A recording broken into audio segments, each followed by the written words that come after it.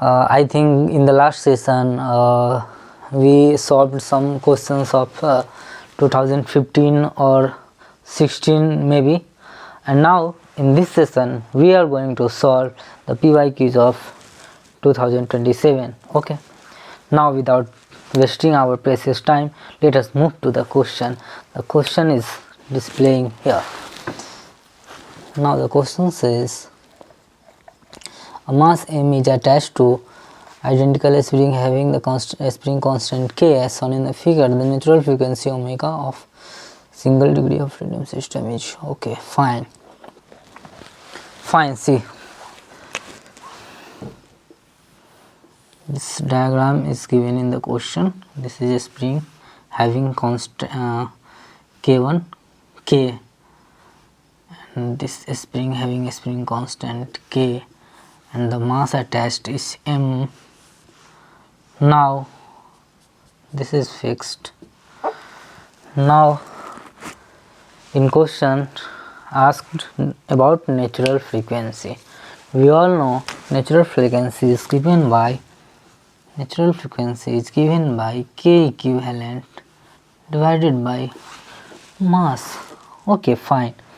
See here, many students get stuck in finding the k equivalent because they are little bit confused how to evaluate k equivalent. So simply, when the springs are in parallel, simply add the spring constant of the individual for the k equivalent. Now here k equivalent will be what? K1 plus K2, and the K1 and K2 are k, so k equivalent will be k plus k, that is 2k. Now the natural frequency will be what? K equivalent, and the value of k equivalent is 2k divided by m. This is the final answer. I think your answer is option number 1.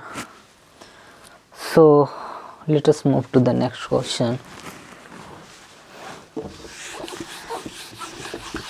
तो इसमें आपको confuse नहीं होना है. अगर parallel में है तो सिंपली जस्ट ऐसे करना है ना हमको, जैसे जस्ट आप किसका करते हो, कैपेसिटर का जो निकालते हो, जस्ट ये भी बोल सकते हो रेजिस्टेंस का जो निकालते हो ना, जस्ट उसका अपोजिट. यहीं पे रेजिस्टेंस रहता है, रेसिस्टर रहता है पैरेलल में, तो क्या करते हो 1/R इक्विवेलेंट, तो चलो 1/R1 प्लस 1/R2 ऐसे करके निकालते हो ना. और सीरीज में होते हैं तो डायरेक्ट ऐड करते हो, तो जस्ट अपोजिट यहाँ पे करना है. अगर पैरेलल में है तो ऐड कर देना है डायरेक्ट. जितने स्प्रिंग्स पैरेलल में हैं सबके स्प्रिंग कांस्टेंट को क्या करना है, ऐड कर देना है फॉर फाइंडिंग द इक्विवेलेंट के. Okay, now see the second question. The question says the state of stress at a point sigma is sigma y sigma z. Okay, tau xy 50 megapascal. The maximum normal stress at the point is. Okay, fine. What is the formula of maximum normal stress? See, sigma 1 2, 1 maximum को represent कर रहे हैं और 2 minimum को. ठीक है, एक ही साथ निकाल देते हैं. एक ही इसका फॉर्मूला क्या होता है, sigma x plus sigma y by 2 plus minus under root of sigma x minus sigma y by 2 के whole square plus tau x y square. Am I right? And what is asked in the question? Okay, tau max, I think sigma 1. Okay, fine. Sigma x sigma y 0, sigma x sigma y ये भी 0, ये 0 हो गए, ये 0 हो गए. Tau x Y कितना दिया है 50, और स्क्वायर है तो 50 स्क्वायर, तो plus minus under root 50 square. तो हमें क्या मैक्सिमम की वैल्यू पूछी है, तो plus 50. This is the final answer. अगर मिनिमम पूछा होता तो -50. Okay, now see the next question. ये स्ट्रेंथ ऑफ मटेरियल्स के इस फॉर्मूले पे क्वेश्चंस आते ही आते हैं, मतलब 100 के 3 या 4 क्वेश्चंस आएंगे 2024 में। ठीक है, तो चलिए नेक्स्ट क्वेश्चन देखते हैं। हाँ, for a load cantilevered beam uniform cross section the bending moment along, okay, where x is, bending moment की इक्वेशन दी है, where x is distance from major, okay okay okay. तो शियर फोर्स होता क्या है? शियर फोर्स हमसे पूछा है ना, the magnitude of shear force in the cross section at x equal to 10 millimetre is, okay. चलिए पहले बेंडिंग मोमेंट की हम इक्वेशन लिख लेते हैं, 5x square plus 10x,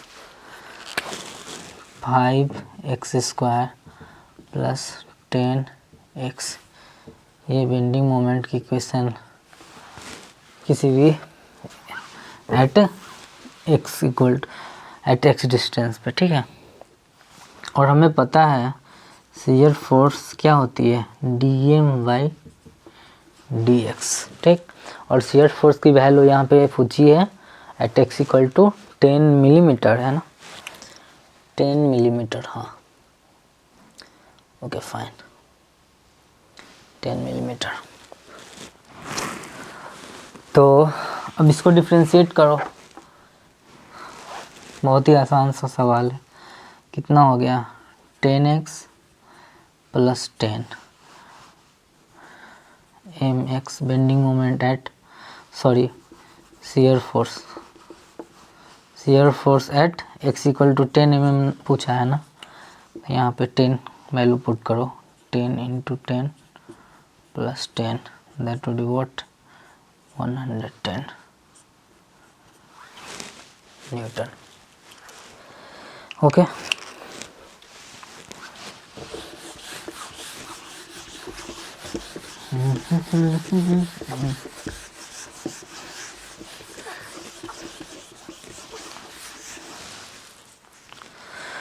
Let us move to the next question.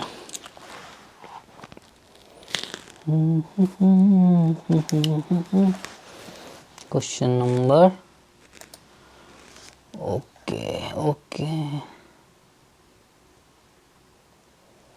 इसमें elastic cantilevered beam of length L and flexural modulus EI is subjected to a point load P at the free end, okay. The elastic strain energy is stored in the beam due to bending, अच्छा, तो इसकी formula क्या होती है, किसी भी, ठीक है, इसी तो इंटीग्रेशन से हम इसको फाइंड आउट कर सकते हैं। अच्छा, हम mx सबसे पहले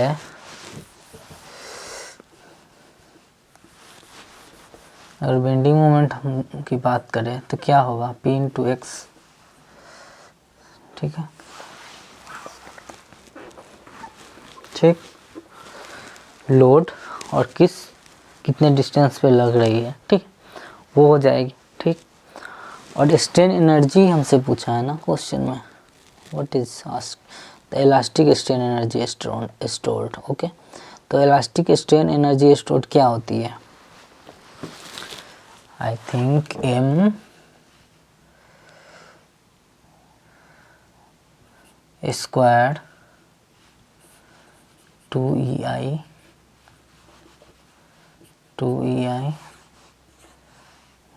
0 से L dx स्क्वायर,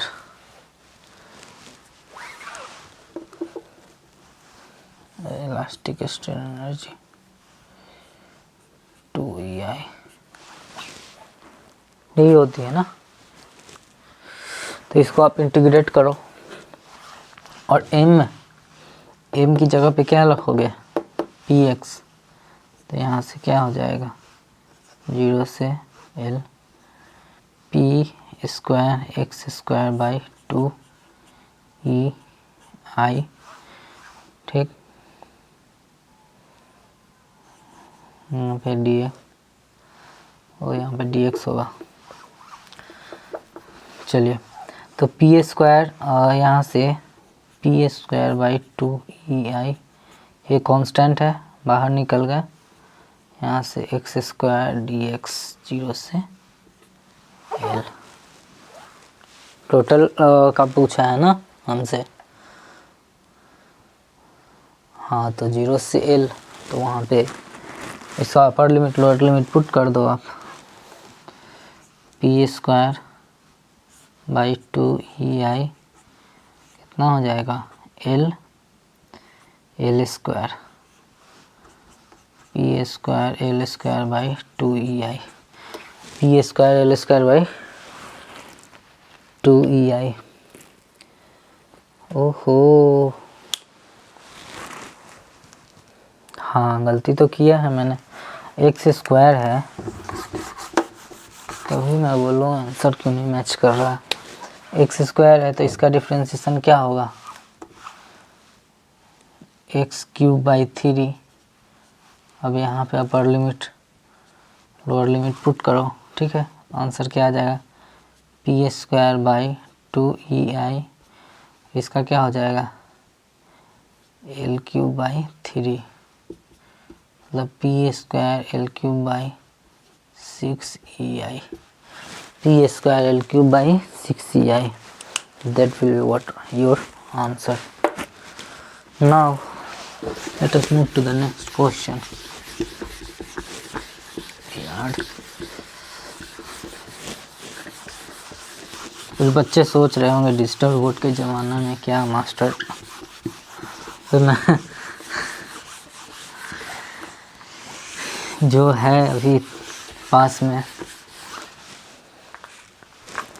अभी मैं इन्वेस्टमेंट नहीं कर सकता डिजिटल बोर्ड पे, ठीक है। चलिए,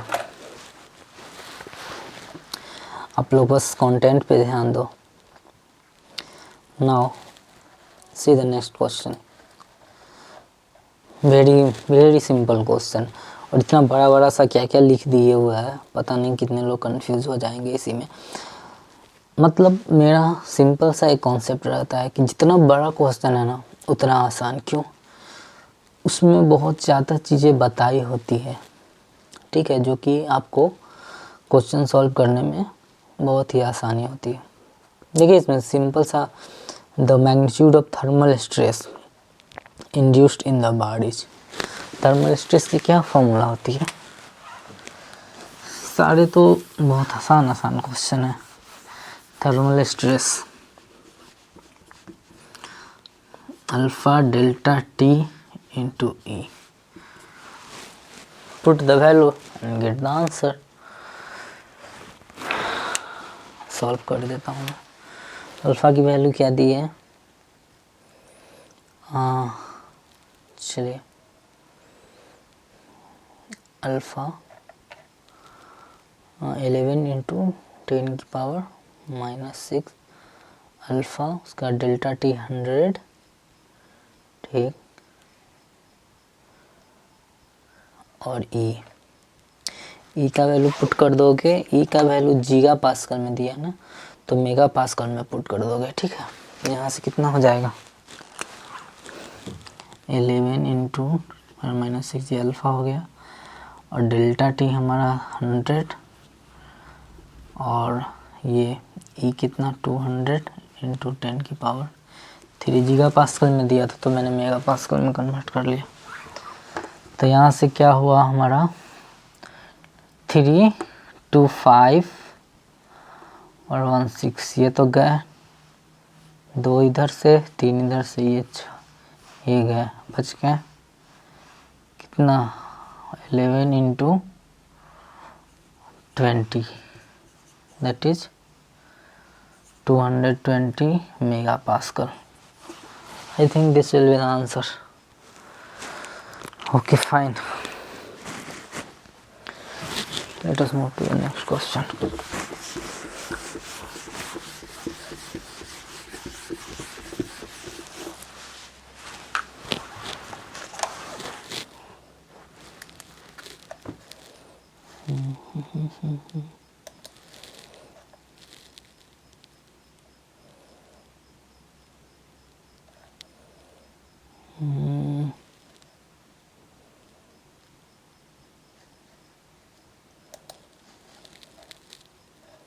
अगेन वेरी आसान question, very simple question.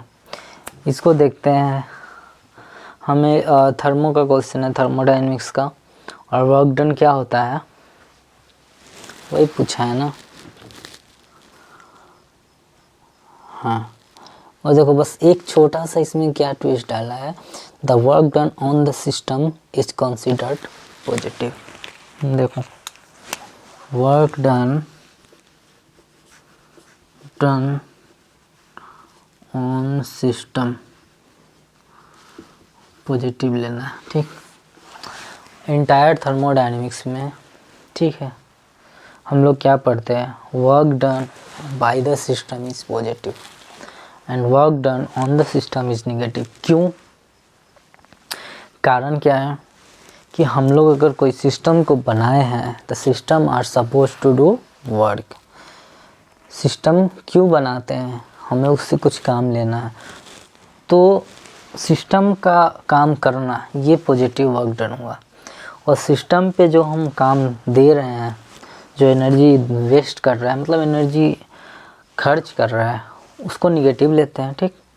Simple सा कॉन्सेप्ट है, बट क्वेश्चन में क्या दिया, work done on the system positive मानना है, तो ठीक है, ठीक है। हम अपना कन्वेंशनल तरीका जो हमारा है उससे चलेंगे, बस साइन का डिफरेंस कर देंगे। तो वर्क डन क्या होता है, isothermal process,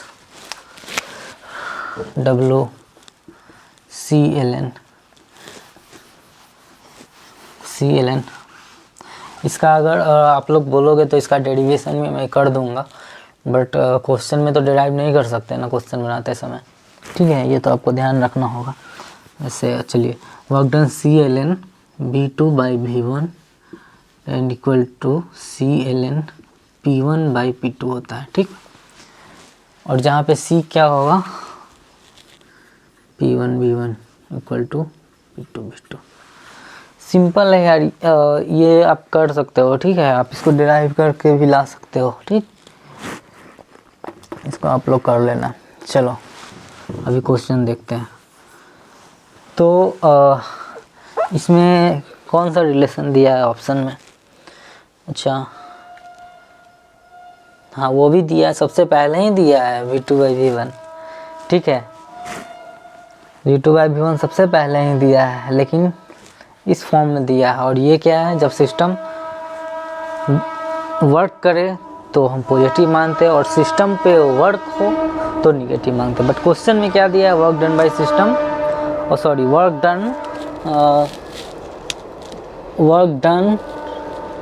done on the system positive माना है। तो जस्ट यहाँ पे साइन अपोजिट कर दो, यहाँ पे माइनस कर दो, यहाँ भी माइनस कर दो। देखो ऑप्शन में minus P1/V1 ln P1/P2, option number 2 हो जाएगा, ठीक है। मतलब अगर कॉन्सेप्ट्स क्लियर हैं तो गेट कोई बड़ी बात नहीं है, ठीक है, बड़ी बात नहीं है, ऑल अबाउट कॉन्सेप्ट। अगर कॉन्सेप्ट क्लियर नहीं है तो आप चाहे कितने भी क्वेश्चंस बना लो, कुछ होगा क्या, कुछ नहीं होगा। एक बार तो कॉन्सेप्ट आपको पूरा अच्छे से क्लियर करना ही पड़ेगा, ठीक है। एक बार बस आप पढ़ो अच्छे से, उसके बाद क्वेश्चंस यूँ बनेंगे, बस छोटा छोटा लॉजिक पे क्वेश्चन बनेंगे, और फॉर्मूले कुछ है जो आपको याद हो जाएंगे, याद करने भी नहीं पड़ेंगे, क्योंकि आप उस पर प्रैक्टिस करोगे ना तो सारे याद हो जाएंगे। Now let us move to the next question.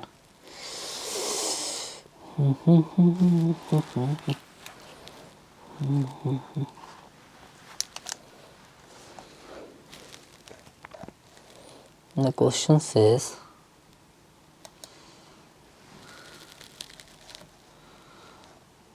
okay, a cylindrical pin of this diameter is electroplated, plating thickness this, neglecting the gauge tolerance, the diameter of the go ring gauge। अच्छा go ring gauge मतलब आप समझ रहे हो कि इसमें ना gauge को पास किया जाता है, अगर गेज पास हो गया, ठीक है, गो रिंग गेज रिंग शेप का होता है, तो मतलब ओके है डायमेंशन। क्यों? और वो जो रिंग लिया जाता है वो मैक्सिमम टॉलरेंस जितना होता है उसका लिया जाता है। अगर उससे पास हो गया तो ओके है, ठीक, क्योंकि प्लस माइनस होते हैं, ठीक है, टॉलरेंस। ये अगर, ठीक है, कोई भी इतना प्लस या इतना माइनस हो सकते हैं, ठीक, तो छोटा वाला तो हमेशा पास करेगा ही करेगा, बट अगर एक लिमिट से थोड़ा सा भी ज़्यादा होगा तो रिंग से पास नहीं करेगा, ठीक है। तो ये इसका पूछा है diameter, I think go ring gauge का maximum diameter of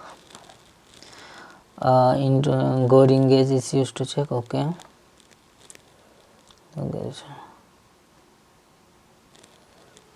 Goering gauge inspect plain, diameter ही तो पूछा है, तो ठीक है, सब मैक्सिमम ले लेंगे सबका। पहले सिलेंड्रिकल का मैक्सिमम वैल्यू ले लो सिलेंडर का, ठीक है, और उस पर जो इलेक्ट्रोप्लेटिंग हो रहा है उसका मैक्सिमम वैल्यू ले लो, ठीक। और उसका मैक्सिमम वैल्यू लेते समय एक चीज़ का ध्यान रखना होगा आपको, बताएं, देखो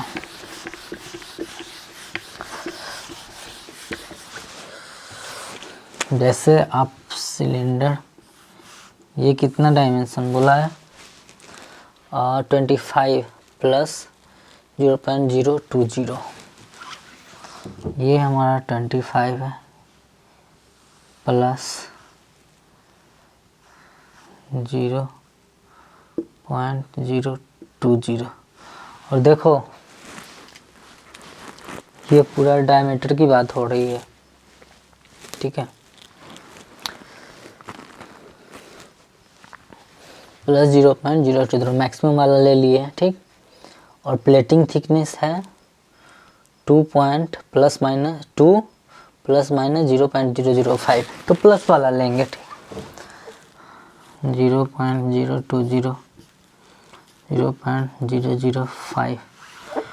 और देखो इलेक्ट्रोप्लेटिंग होगी, ठीक है, तो अगर मान लो ये सिलेंडर है और इस पर 0.005, ठीक है, मतलब 2 प्लस इतना जाएगा, कुछ भी मतलब अगर मान लो 2 मिलीमीटर का इलेक्ट्रोप्लेटिंग करते हैं तो देखो तो चारों तरफ से 2 मिलीमीटर, मतलब इसका डायमीटर कितना 2 गुना हो जाएगा, डायमीटर में ऐड हो जाएगा 2 और 2 मतलब 4 हो जाएगा ऐड, ठीक है, तो इसीलिए यहाँ पे 2 से हम मल्टीप्लाई कर देंगे, तो यहाँ से ये हो जाएगा 0.020 प्लस 0.010, ठीक, इसको ऐड करो कितना होगा 0.030, और उससे पहले क्या था 2, अरे यार ये तो मार्जिन को हम कर दिए, ठीक है, ये यहीं पे कर दो ना 2, ठीक है, तो यहाँ पे 4 हो जाएगा, ठीक, और यहाँ ये कितना था, ये हमारा कितना था 25 था, तो यहाँ पे 25 कितना हो जाएगा 29.030, इतने डायमीटर का रिंग मतलब गो गेज इसे बनाना पड़ेगा चेक करने के लिए, ठीक है। चलिए let us move to the next question.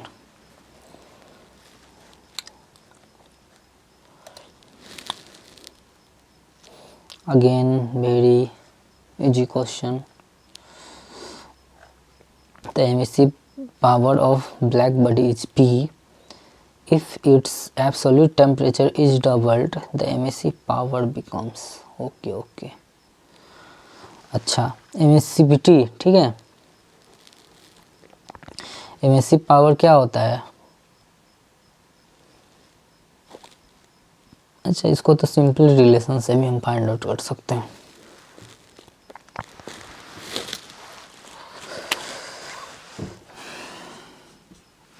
Solve कर दें,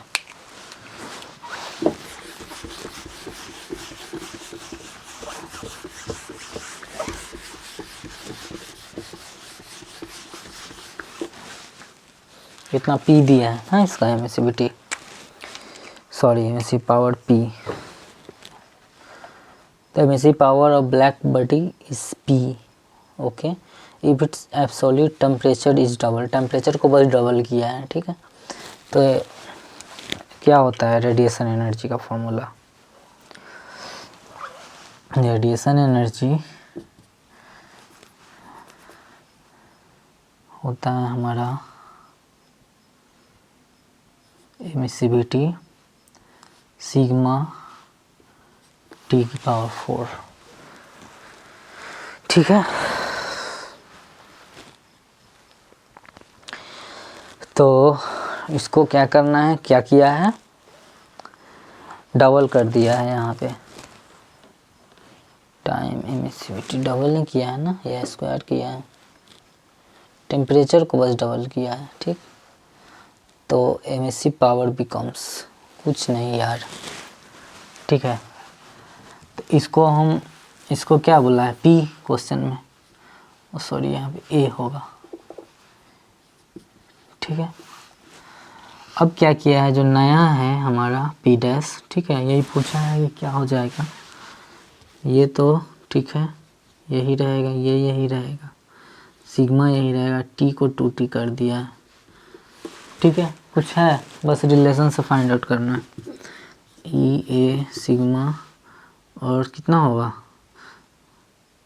32 ना, 2 की पावर 4 नहीं 16 T की पावर 4, यहाँ से आप 16 कॉमन ले लो, ई ए सिग्मा T 4, देखो ये P के बराबर है, मतलब 16 टाइम P, ठीक है।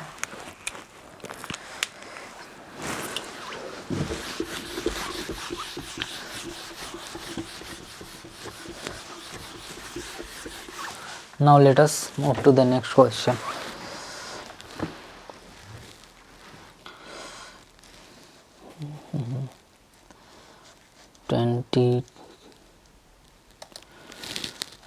ओके, ये तो कुछ पूछा नहीं है। Given the atomic weight of Fe is 56 and that of C is carbon is 12, the weight percentage of carbon in cementite। Fe3C में वेट परसेंट ऑफ कार्बन पूछा है, कुछ है 11-12 का क्वेश्चन है ये। Fe3C में कार्बन का वेट परसेंट पूछा है, ठीक। तो Fe का कितना है 56 इंटू 3, ये हमारा कितना हो जाएगा 168, और कार्बन का कितना है 12, मतलब हम टोटल वेट परसेंट निकालने के लिए क्या करेंगे, कार्बन का weight by total weight into 100, ठीक है। और टोटल वेट हमारा कितना आ रहा है 180, ठीक। तो वेट परसेंट के लिए 12/180 इंटू 100, ये 0 0 गए, 6 3 जा 6 2 कट गए, मतलब 20/3 आ रहे हैं क्या,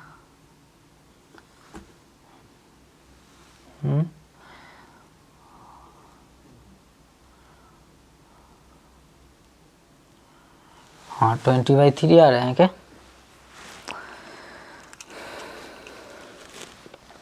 सही है 20/3 है। उसके बाद नेक्स्ट क्वेश्चन देखते हैं, चलिए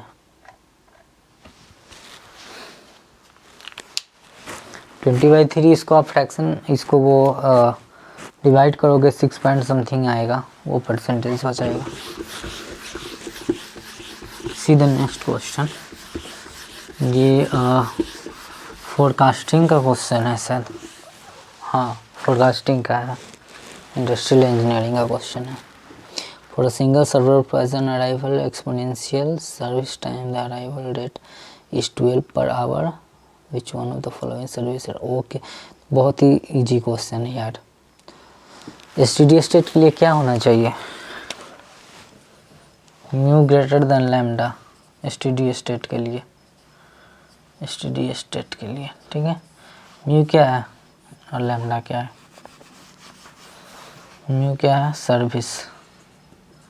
सर्विस रेट। लैम्डा क्या है? Arrival rate. मतलब सर्विस रेट ज़्यादा होना चाहिए अराइवल रेट से, ठीक है।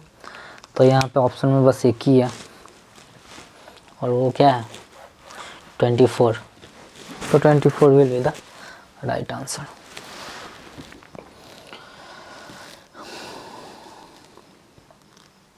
Let us move to the next question.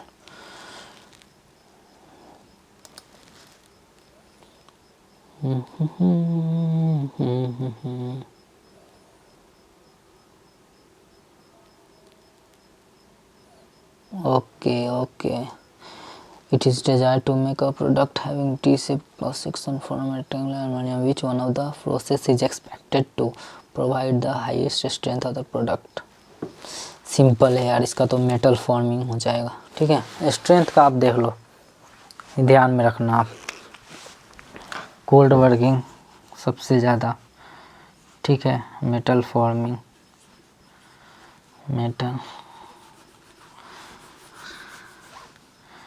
Metal forming, ठीक है। उसके बाद हमारा क्या हो जाएगा? कास्टिंग मशीनिंग, ठीक है। कोल्ड, उसके बाद मेटल फॉर्मिंग, उसके बाद कास्टिंग, उसके बाद मशीनिंग, उसके बाद वेल्डिंग लास्ट में आ जाएगा, ठीक है। ये आप ध्यान में रखना।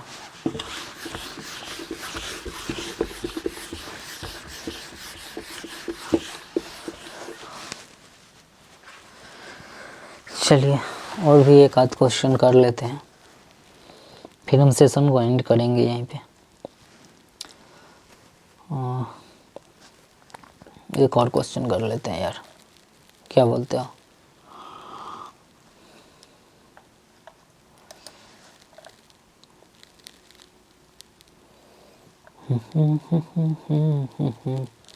ये तो भैया putting the value and getting the answer वाली बात है कुछ, इसमें तो कुछ करना ही नहीं है। The volume and temperature of air, okay.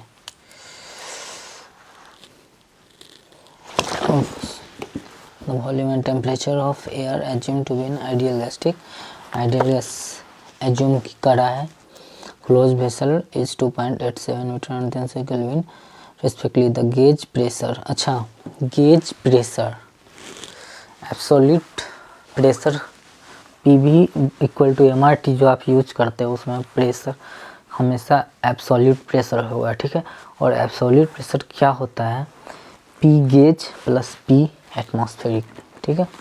ये आप ध्यान में रखना। इससे बहुत सारे क्वेश्चंस, मतलब छोटी छोटी चीज़ें हैं लेकिन हेल्प करती हैं, ठीक है। इसके कारण आपका क्वेश्चन गलत हो जाएगा, आता हुआ क्वेश्चन भी। एब्सोल्यूट प्रेशर, गेज प्रेशर, ठीक है, इसका आपको रिलेशन पता होना चाहिए। तो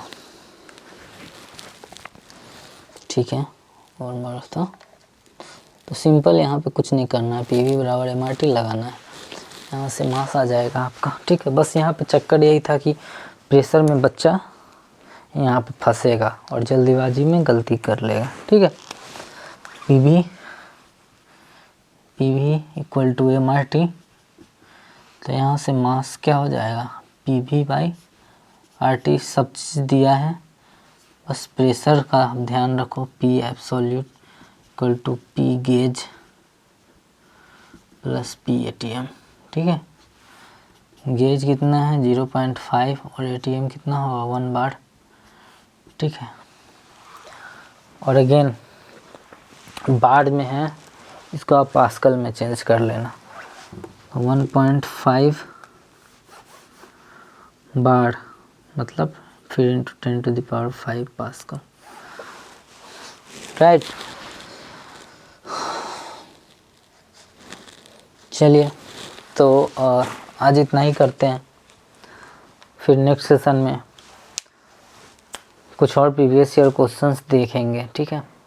गेट एग्ज़ाम तक यार ये सीरीज को चलने देते हैं, सारे PYQs मैं कोशिश करूँगा मैथ्स के भी PYQs कुछ करूँ, बट पहले मेरा फोकस रहेगा ये मैकेनिकल का, ठीक है। तो thank you, I hope you have understood the solution. If you have any doubt, then write in the comment section, and any question I will upload the same. Okay, thank you, have a nice day. Till then, bye.